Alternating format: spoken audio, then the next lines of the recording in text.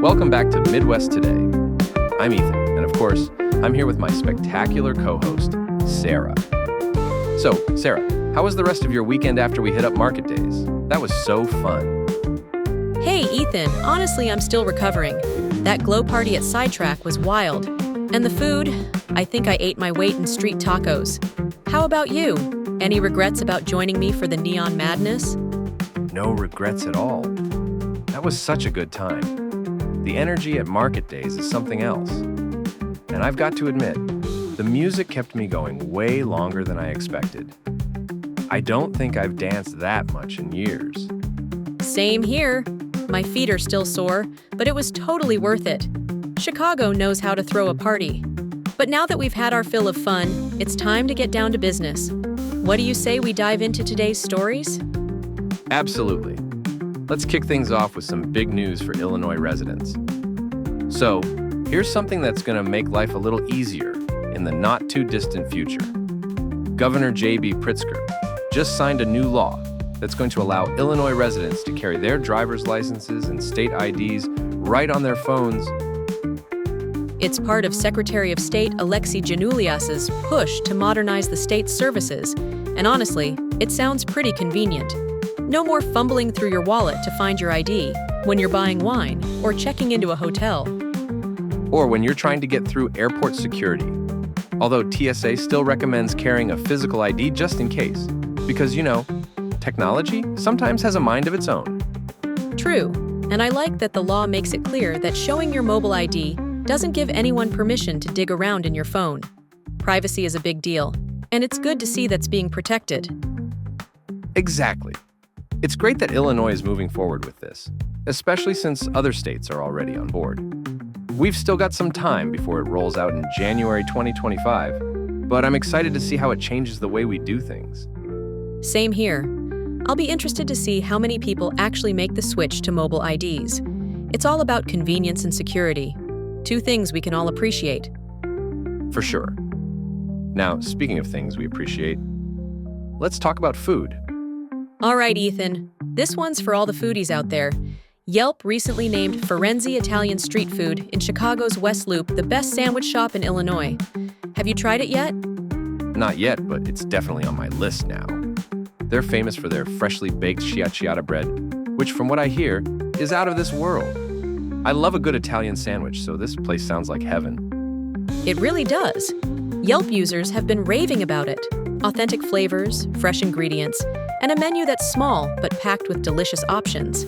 It's like a little taste of Florence, right here in Chicago. I'm getting hungry just thinking about it. And they're not the only ones getting love in the Midwest.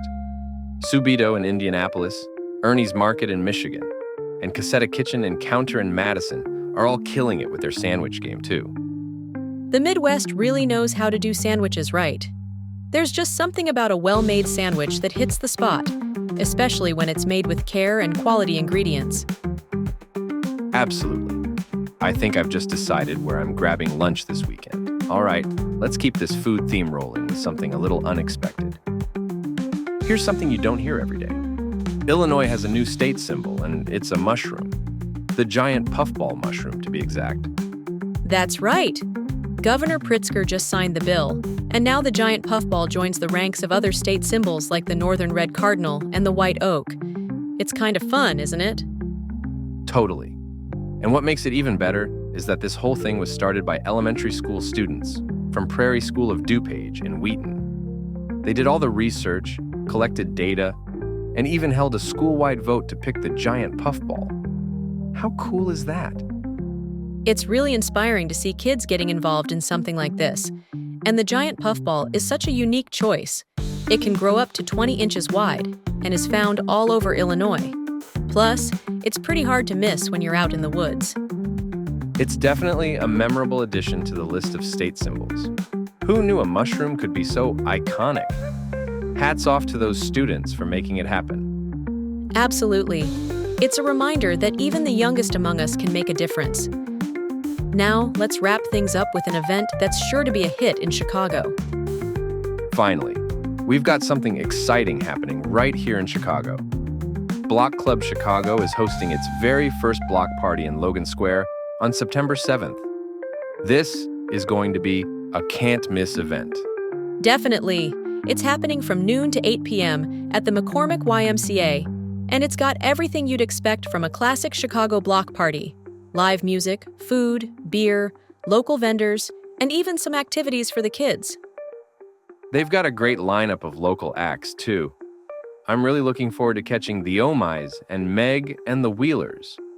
And if you're into podcasts, John Hanson will be recording a live episode of the Block Club Chicago podcast at the event.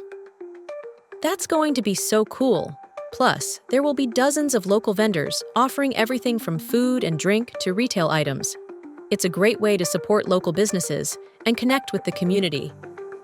And the best part? It's free to attend. They do have VIP tickets available if you want some extra perks. But either way, it's going to be a fantastic way to close out the summer. I can't wait! It's going to be a perfect day to enjoy the last bit of warm weather and have some fun. So, mark your calendars, everyone. It's going to be a blast. No doubt about it. Well, that's a wrap for today's episode. We've covered a lot today. Everything from new tech in Illinois to the best sandwiches in the state, and even a new state mushroom.